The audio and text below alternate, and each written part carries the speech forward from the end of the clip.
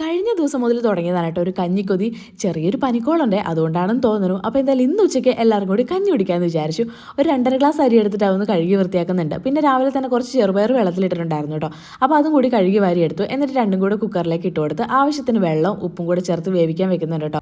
ഒറ്റ വിസിൽ അടിച്ചാൽ മതി കേട്ടോ. എന്നിട്ട് ഓഫാക്കി ടയർ മൊത്തം പോയതിന് ശേഷം തുറക്കുക. പിന്നെ ഓരോ അരിയുടെ വേവിനനുസരിച്ചിരിക്കും. എന്തായാലും അത് വേവുന്ന സമയം കൊണ്ട് നമുക്ക് ചെമ്മീൻ ചമ്മന്തി ഉണ്ടാക്കി എടുക്കാവേ.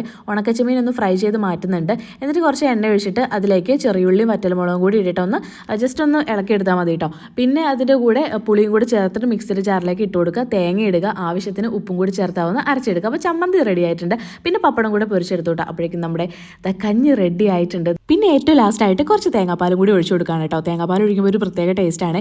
അരി വേവിക്കാൻ വെക്കുന്ന സമയത്ത് ഒരു ഇത്തിരി ഉലുവയും അതുപോലെ തന്നെ ചെറിയുള്ളിയും കൂടി ചേർത്തിട്ടുണ്ടെങ്കിൽ നല്ലതാണ്.